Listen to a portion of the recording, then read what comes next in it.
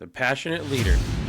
Because leadership without passion is just a title. Meeting. We got a collapse in the garage. Get the squad back living in here. We got an IV bond of a firefighter. It's on island urgent. Transmit a second aloft.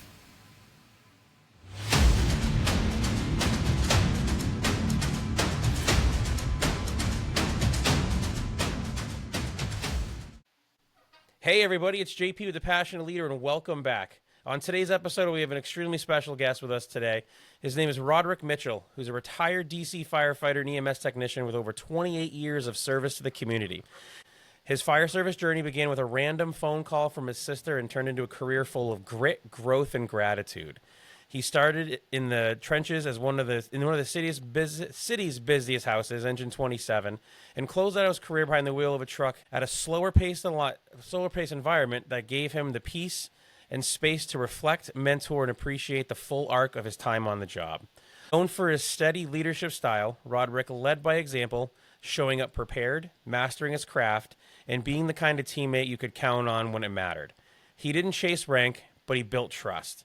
He guided his crew not with loud words, but with quiet consistency and technical excellence.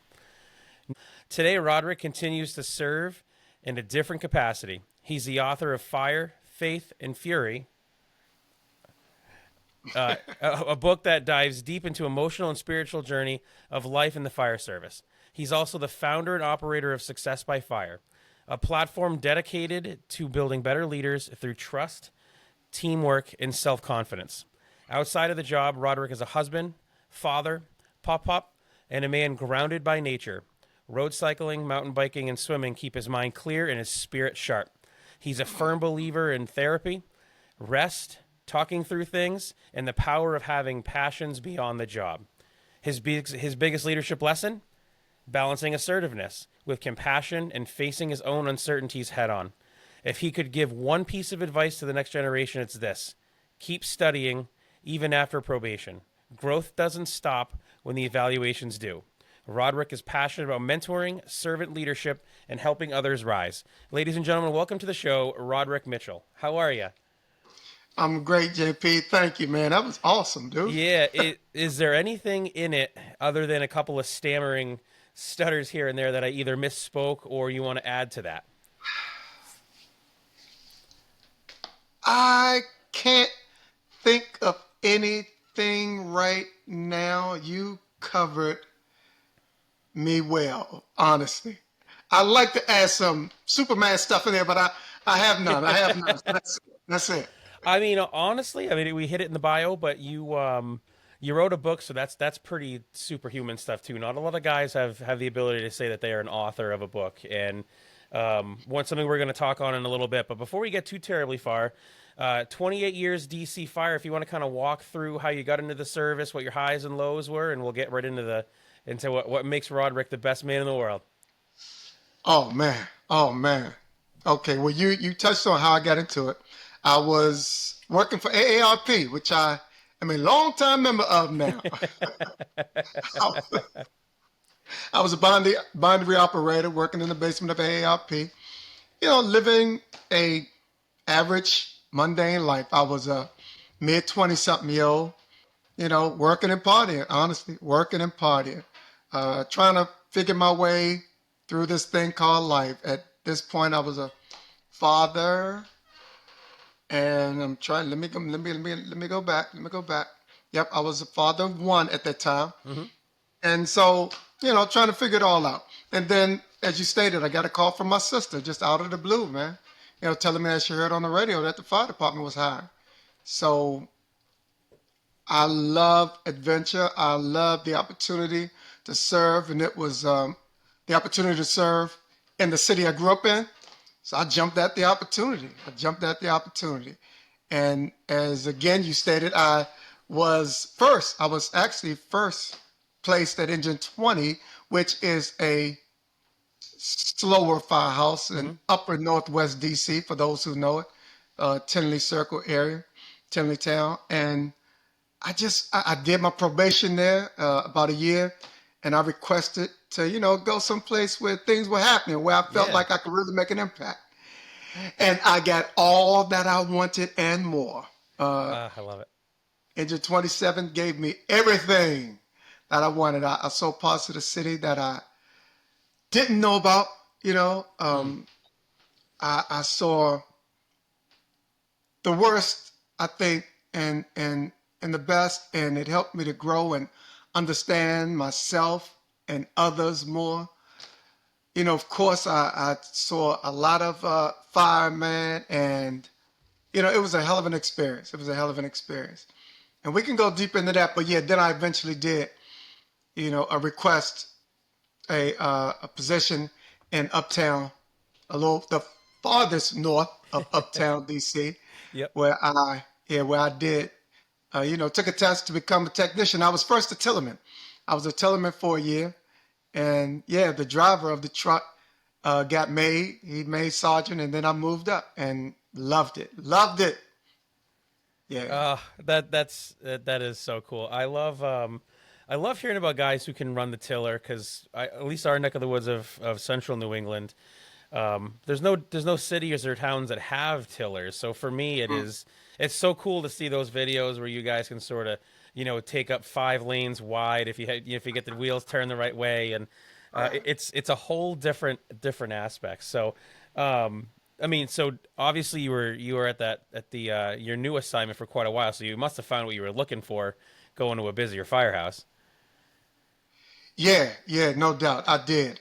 We everything from the 911 call for the fingernail. Now look, JP, how ugly can we get? I don't want to be too graphic. I know a lot No, of no, fellow firefighters watch and they're used to hearing it. no. This is entirely designed for firefighters. So this is Okay. yep. Viewer Okay. discretion is advised, but let's go with it. All right, cool. So as I stated, man, everything from the hurt fingernail, which of course, we feel like, oh, why did you call it? And you know Sure. what? They always call it what?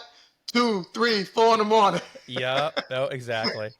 when we've been there for 19, 20 hours already. But from that, medically speaking, to the hanging, to the shooting, Mm. to the fires, man, and Danger 27. In here we work 24 hours, so we averaged about 18 rounds a tour.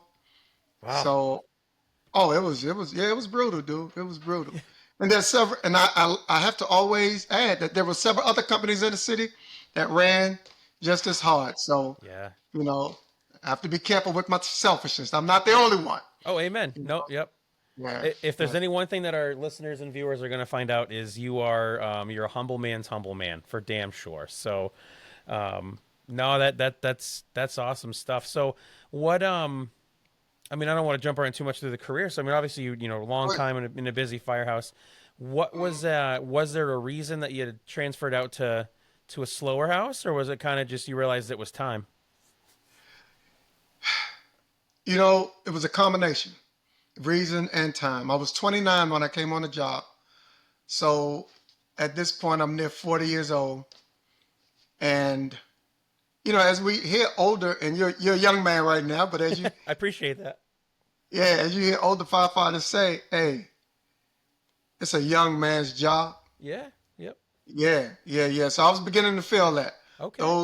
Those 18, 15, 18, up to 25 runs a tour were getting me. We get three, we work 24/72. So the first day of my of my 3 days off, you could find me stretched out on my dining room floor from when I walked in that moment. Oh, I love it. I didn't recover good until the second day. And so, it kind of became monotonous, and quite honestly, I didn't see myself taking studying to become an officer serious. I Mm, didn't, it never really, and I truly promote that. I promote that, but I also like to give people the space to do whatever the hell they want to do. yep. You know what I mean? I don't force this thing on anybody. There were definitely several people who were like, "Come on, man, take the test, take the test." And I Mm, took a couple of tests, but I didn't take it seriously. So I sure. understood that about myself. So when it was time, and I had spent my time running up and down the streets of Northeast, Southeast DC, near 40 years old, I knew it. Yep. So yeah, Yep. I think there's a lot of firefighters that don't have that ability to see. You know what? It's time, um, and we're gonna get into the book here in a second. But really, in the okay, book, people can kind of see that you had a good upbringing. A real tough upbringing, and I think to be able to have that, you realizing that it was time to kind of all right, maybe set off into a I still want to be busy, but man, I don't want to be doing 25, 30 runs in a tour because like when do you expect to get any downtime? Even if the calls are super simple, you still got to get up, you got to go to the scene, and you still got to work your way back through city to get back to the house. So yeah, it's not just a 30-minute call; it's 30 minutes plus whatever travel time is. So now you are an hour now before you get back to the house. right. No, that's good. If you could, I mean, being on one of the busiest and one of the slower companies, how did each shape your perspective on leadership? In if so, like in what way? Mm. Let's start with, I'll start with the latter first, the slower Sure. company. Yeah, yeah. What I there, you have a lot of guys who've already, men and women, who've already spent, you know, time at busier companies someplace. Mm-hmm. So here they came to, cruise their way on out the door. So these were seasoned firefighters for the most part. And there I learned that simply doing, not having to talk to a lot of guys a lot of time, simply doing the thing that's right, doing the thing that I was taught, knowing where the hell I was going was really a simple way of showing leadership. And a new guy that did come and still had some time, there's still some things that could be said. He may not have been that well versed on the truck. He Mm, may have run the engine a lot of his career. So, we'll take the time to, kind of show some guys what it's like to be on a truck. yeah. You know what I mean? But for the most part, just show by example. Just show up, know where the hell I was going, do what I needed to do when the time came. And that was one way of doing that.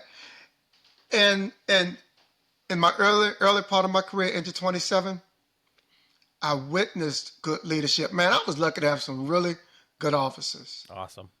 Yeah, yeah, yeah. I had some really.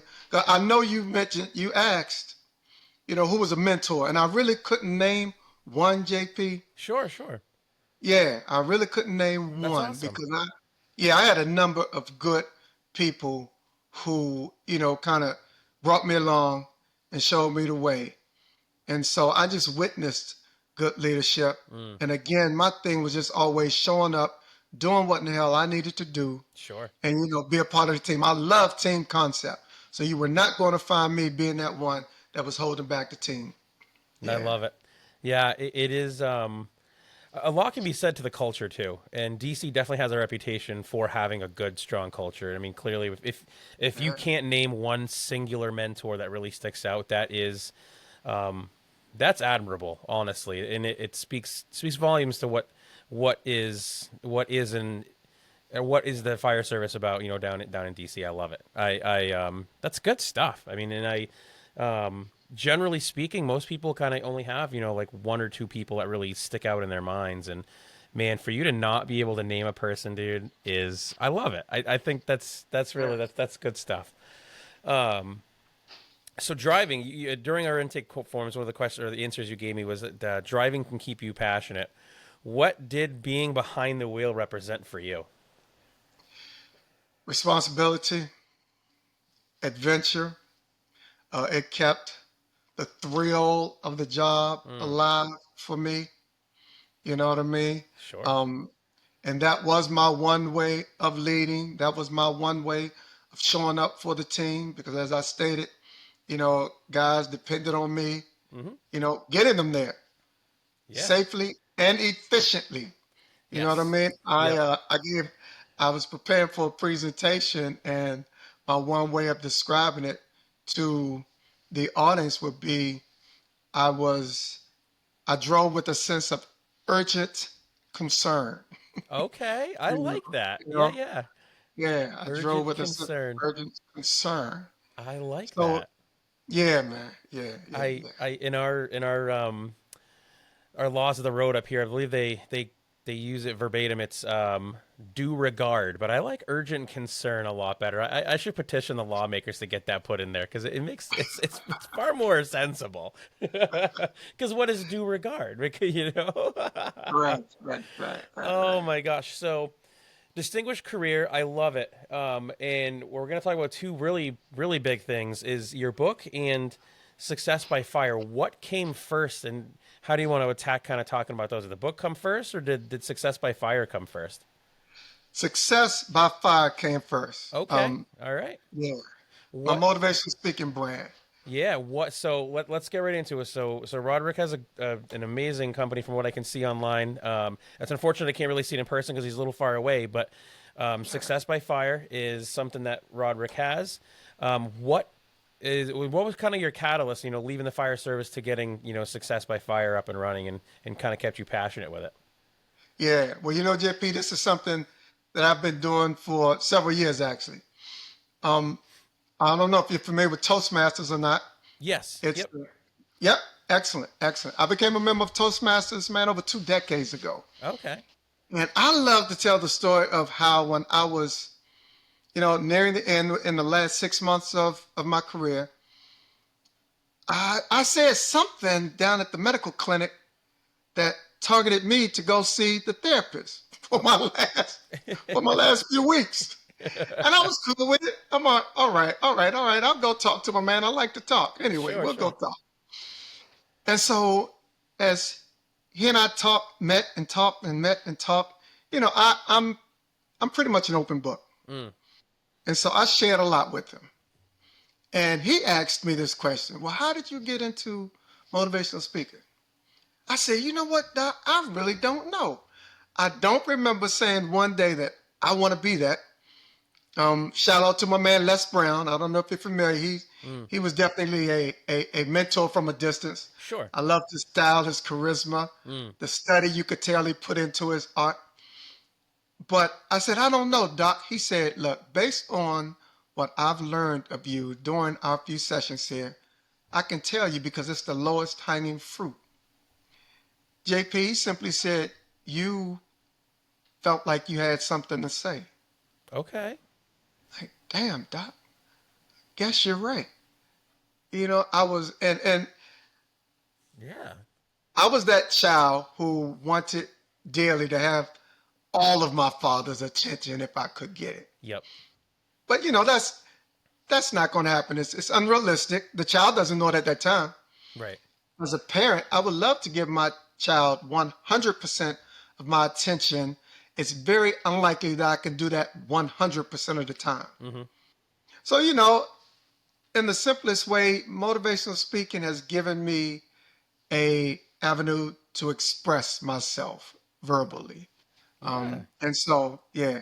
And I think I was just sitting in the firehouse one day and I put the two together. Success by fire. Boom. An epiphany, right? Like it just Yeah, happens. man. It just falls Yeah, right in your head. yeah. And the book came about, as I was, kind of shooting stuff around with my wife, where I wanted the business to go and so forth. Mm. She said, you need to write a book. You need to write? Like, I don't know. Nobody be interested in a book, really, from me. But, I was steadily encouraged to do it. And so I wrote the book, and I'm very happy I did. I'm very, very proud of my book, man. I love my little book, Yeah, man. I got mine right here. I just finished it on the way up from Pennsylvania this weekend, and it's Cool. what I love is you were able to tell your story of how your upbringing and how you tied it into one of the magnitude of acronyms that we have in the fire service, and it makes it clear for monkeys like guys like me who are like, wait, so we got to do it for fire. Why can't we do it with our internal fires? Um, Right. So we've got Success by Fire launched, and you're doing good, and the book came out. What was the like when you started writing the book? Did you kind of have the idea right in your mind, or was there a lot of drafts and some hard thought processes going behind writing it? Hard thought processes. Maybe not so much hard. I did already have the, the format in mind, the concept of the strategy I wanted to use, I wanted to highlight because I already been using it. It just seemed simple to me because, and I don't want to get ahead of any questions you might have, No, we're but we're flying by the seat of our pants on this. So you go right cool, where you want. You're the guest on the show. I'm just along for the ride, bud. my man, cool. Well, Recio, as we know on the fire ground, that's that emergency fire ground strategy that's been effectively used for decades now. And so I thought, well, I'm in the process of doing that with the things in my life. I've had to be a part of my own rescue, because JP, I played victim for way too long. I wanted to blame everybody but Roderick. Poor me, poor Roderick. I didn't want to be responsible for my words or my actions, didn't want to be accountable for much of anything, and I had to expose all that. How are we using only good clean Oh language on no, this? no. This is I checked the box, so swears are open for entertainment. Cool. Let's go. I'm about to rattle some off, but Let her rip. no, no, no. I had to get out that shit, man. Yeah, Expose the stuff that was really damaging my heart and my soul and my mind, man, mm, and confine it to that period. Don't bring it into the future with me. Use all available resources to extinguish it and overhaul my life, man. yeah. Overhaul my life. Yeah. No, it's good stuff. It is like I said, because it is tied to something that we can relate our careers to. I think a lot of people, and even those that are not tied into the fire service, if they can Yeah. understand the concept of ways to handle our internal fires, because everything really is. I mean, a little, forgot to take the trash out today could become, an inferno of an issue around the house if it's a hot summer day and Come trash on. ain't till it's 6 days away now because yesterday was rubbish day. So I get it, and I think that it's something that not even just firefighters should look into, but their spouses might want to give a read too, because it can kind of give some aspect of, you tie a lot of the fire service stuff into it. And I think what I took away the most was Mm. is how much you were able to, based on your trials and tribulations as a kid, as an adolescent, were able to Mhm. take what are really a lot of people don't have as much hardship in their upbringing as you do, and you're able to turn it into such a beautiful process. You have the business now, and you have the book, and you're able to help teach people, hey man, it's going to be better. And the level of optimism that you're able to come with is not easy to come by. So I know that for you it might seem easy, but I mean, even reading the book, I read some of the stuff that is in there, and I'm like, man, I don't know if I could have ever bounced back from having some of that stuff, or living in the environment that you lived in. Man, it's so invigorating to see somebody who just can come out so positive after having a lot of negativity. And I don't want to give up too much of the book, because the more I give Mhm. about it, the less people want to buy. But before I do forget, where if somebody wants to get hold of the copy of the book, what's the best way to get a copy of the book to them? The best way is Amazon. Okay. Um, there's a link on my website, and I've had a glitch on my website over the last few days. So if at the time the viewer is seeing this, I hope it's up. But if not, we're working on it. Yes. But but Yep. but Amazon is the easiest way. I will be putting in the description on both of the podcast platforms, even on YouTube, the link to both your website, and if I can get even another link to right to Amazon to get the book, because it's Cool. two, man, amazing things that can come out of this. And I mean, so to the book, I mean, if a young firefighter can only read one chapter out of that book, what chapter would it be? And no, no, mind you, I um I have an answer for this. So I want to see kind of where we sit after this. So I read the book and I'm like, man, if it was me, and I can only give one chapter of this book, I could rip it out of the pages of the spine and give it to a probationary firefighter. I know what chapter it would be, but I'm gonna put you in the hot seat first, and then I'll get it to you. And you did put me in the hot seat. Ask you just what? Come on, JP, which one? And I'll see if I agree with it. So honestly, for me, Okay. it's rescue. It's right out of the beginning because you have to.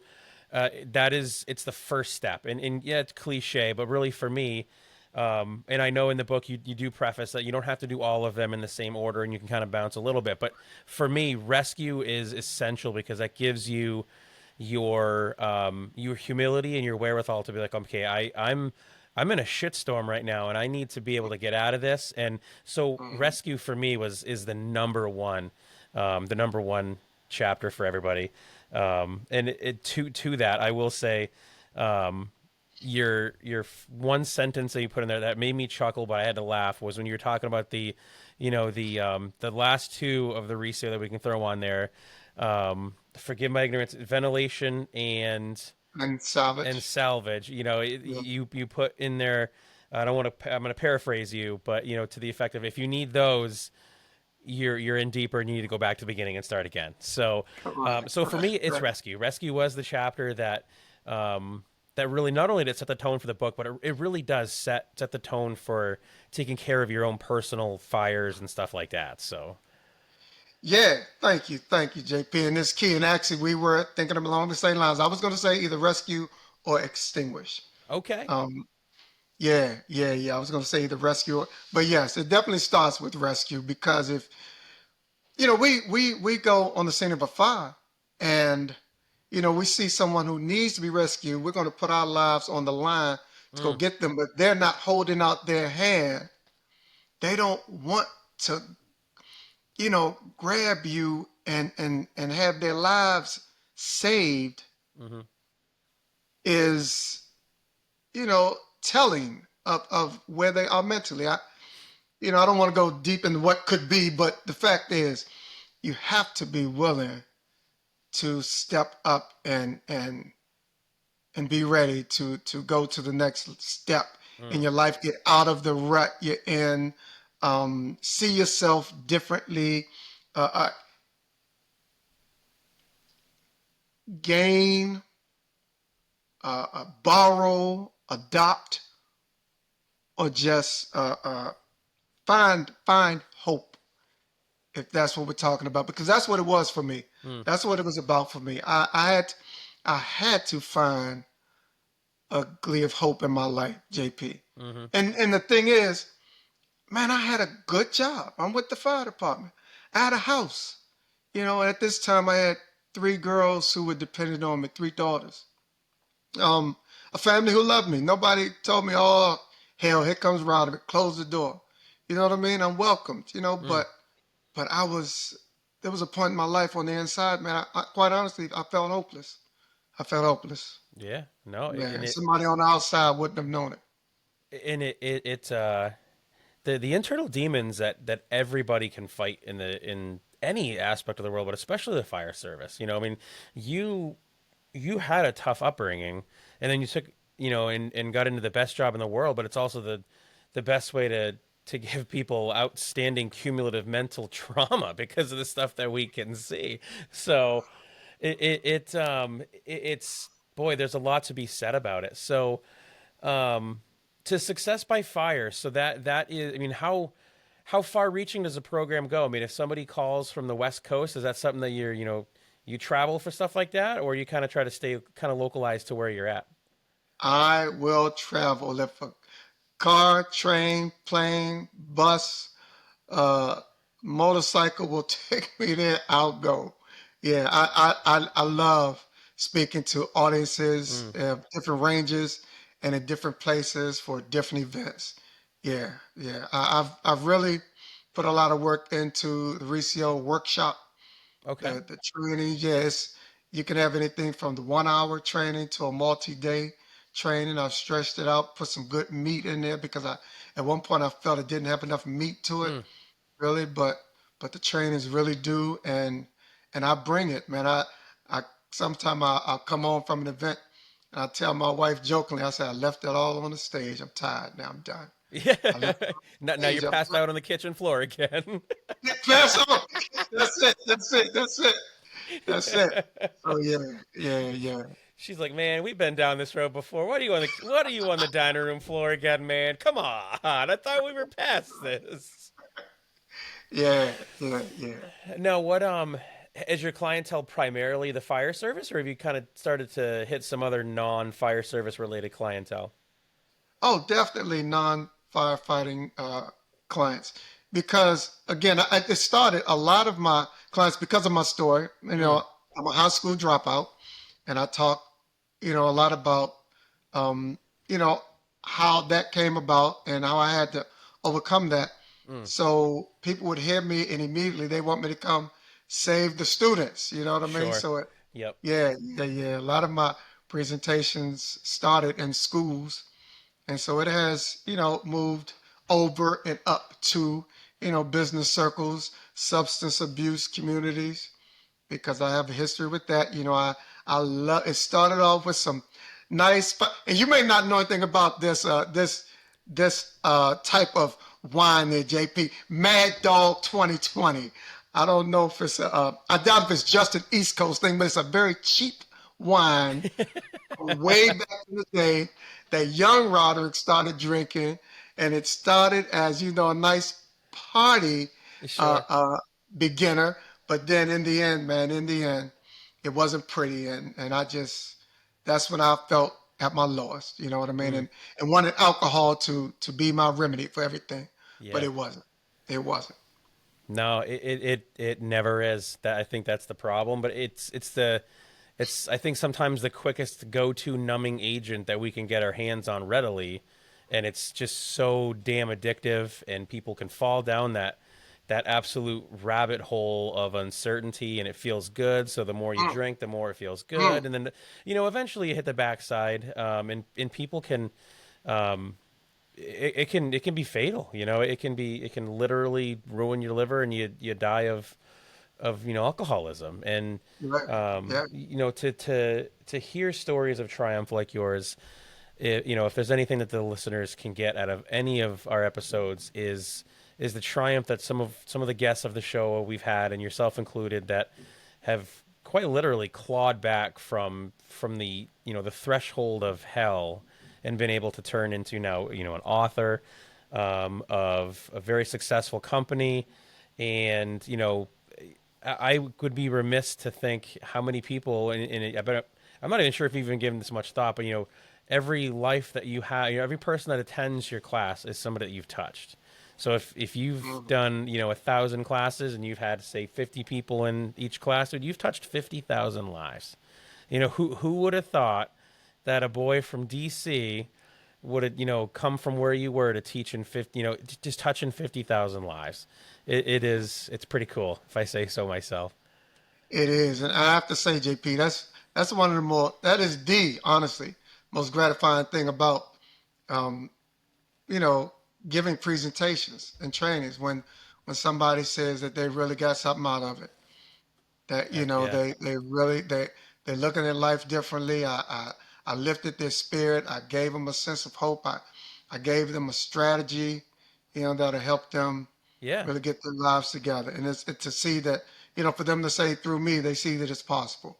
So I really, really like hearing that a lot. Yeah. Yeah. That I think that has become that is your why. That's the why you're here. That's your mission. That's really good stuff. No, this is I mean, this is awesome. So, how let's push on success by fire a lot, because I want the listeners to understand that you will go out and teach and help influence people. What is the best way for them to get a hold of you to kind of start the process of getting more information about success by fire? Okay. Well, they can email me easily at info@successbyfire.com. Info at successbyfire.com. You can find me on Instagram as well. Instagram, TikTok, Facebook. Any other? I'm on LinkedIn as well. And I'll give my telephone number out as well. And that's 301 580 0669. 301 580 0669. I love it. No, Yeah. guys, this is somebody who gets it, and somebody who is. I'm very fortunate. I mean, I haven't even sat in one of your classes. I happen to be scrolling on TikTok, and along comes Roderick Mitchell, who is. It was a video about operating a pump on. I was telling you the story offline, but operating the pump on one of the trucks, and how it really is. Once you get the fine tuned stuff, it's really not that hard. You're just turning the pressure up, baby. And I fell in love with it immediately. And it's been something I'm so grateful that we've been able to connect over stuff like this.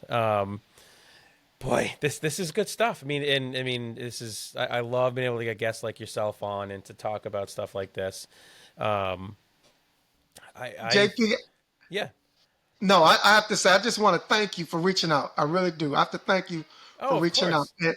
And I've said it to you, but I have to say publicly, JP has found the best title for a podcast ever. Ever, man. Passionate leader. And this dude is passionate about Oh, leadership and about making the fire industry better. And I really applaud you for that. no, Yeah. thanks. I wish I had a more glamorous way of how I came up with the title for my platform. I mean, yours is cool, right? Your Success Fire, it connects. I'm pretty sure I was taking a shower one day, man, and I'm like the passionate leader, and it's stuck, and it's been part of it since. It is a movement that I have always envisioned, but never thought it would come so rapidly. With the amount of people that I've been able to get on for guests, and and it's immense. And again, I haven't quite hit the road with my presentations yet. I do start next month, so I'm pretty excited about that. Kind of Cool. yeah, I'm going back home to where I grew up in Vermont.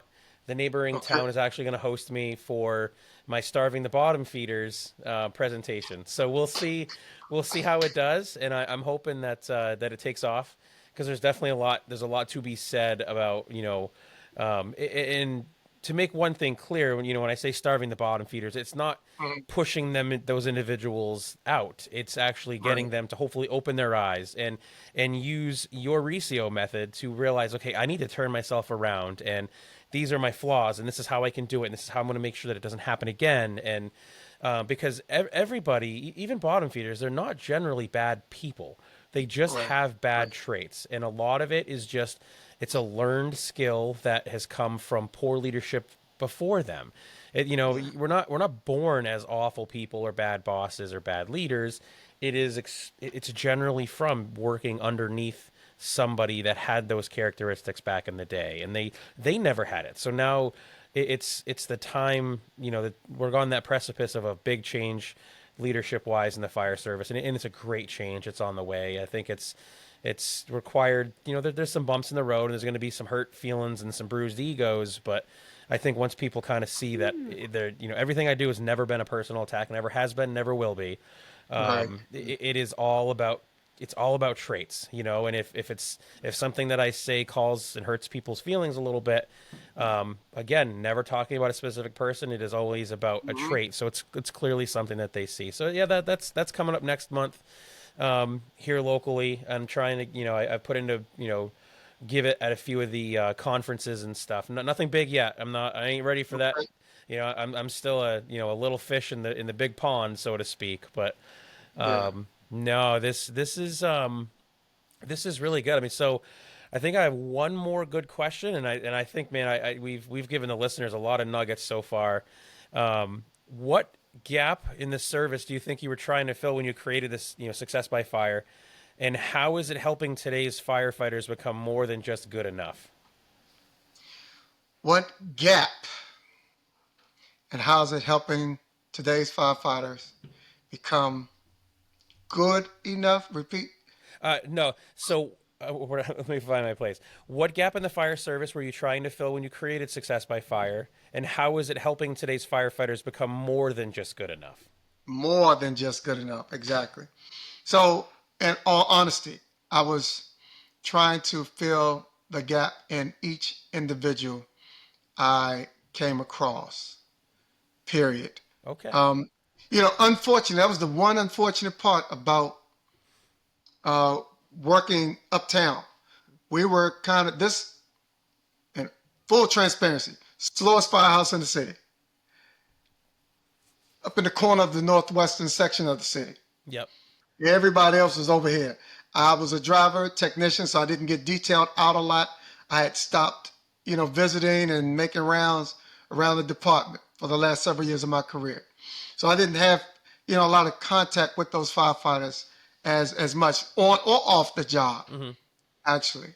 So filling the gap was about finding the individual or the groups of people who I could simply help to help them begin a journey of self-reflection, Okay. Yep. self-exploration, because I love the saying, JP, that goes, wherever you go, there you are. So if you Love are it. if you're gold at home, sitting by yourself, doing the dishes, working on your car, if you have great traits, Mm. characteristics, work ethic, at whatever you're doing, you bring that to the firehouse. If, quite frankly, if you some shit when you're home, if you some shit when you're out in the street, you only think of yourself, you think selfishly, you bring that to the firehouse. Yep. So that's with every individual, breathing, man. So wherever you go, there you are. So I just wanted to touch, people, period. And firefighters definitely benefit because they get, the concept of recio. Yes. They've heard it, they know it, they actually execute it. But it's not about putting out the fire on the, physical fire in the street where you can come back and beat your chest and Hmm. feel good, maybe get some good data boys on. It's about looking at yourself inside. That's the hardest work I've ever done, JP. Yeah. Hardest work I've ever done Sure. is to be honest with that part of Roderick that does not get applause. Hmm. Yeah, that's the hardest part I've ever done. So, yeah, it's about making firefighters and others more than good, man. By taking a real good look at yourself. My man, I love it.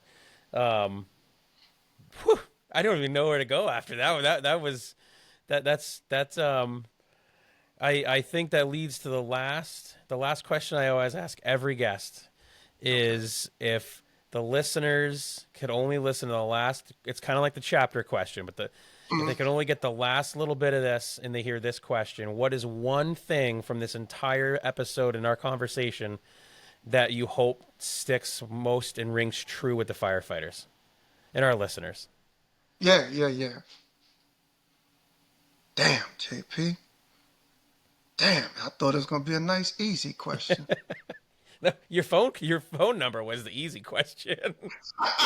That was, wasn't it? Damn, I almost forgot that too. I almost forgot that. Damn, JP, why is this so difficult? I could pick out anything, but I take that stuff seriously, man. Yeah, And for me, I guess it's just maintain hope. Don't I love it. don't give up hope. And I mean, I know what you asked specifically to firefighters, Mm. but if you're early in your career and you're someplace, and JP, if I can extend this answer a little bit, Yeah, of I course. just happened to be talking to a receptionist in a medical office today. She was telling me her son is a firefighter in a neighboring jurisdiction, Fairfax County, Virginia. He's 25 years old, about 3 years on the job, and he was in a very toxic firehouse, she said. Mm. It made him want to really throw in the towel. This is a career that she said he wanted, something he wanted to do since he was 2 years old, Oh, of course. Yep. you know? Yeah, he volunteered at different places leading up to his now paid position.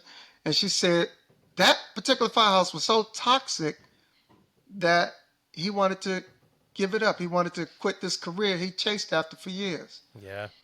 So, don't give up hope, man. Maintain hope. Keep your nose to the ground. Do what you're supposed to do. And not only will good things happen, your actions will make good things happen. So, yeah. I love it. Guys, you heard it right from the man. Roderick Mitchell, a guy who understands it, a guy who's lived it, and a guy who is spreading good word. That is all the time that we have for on today's podcast. And as always, if there's anything from this podcast that sticks, make sure that you share it. You have to act upon what we have given. And more importantly, be the someone that somebody's praying for, the leader that you were looking for as an individual. As we do with all of our episodes, guys, the Passionate Leader Creed. Lead with passion, serve with humility, and leave no room for bottom feeders. Closing out today's episode, Roderick does something special on all of his platforms, so let's hear it, buddy. JP and all the listeners and all that you do, be sure to finish strong, and finish strong.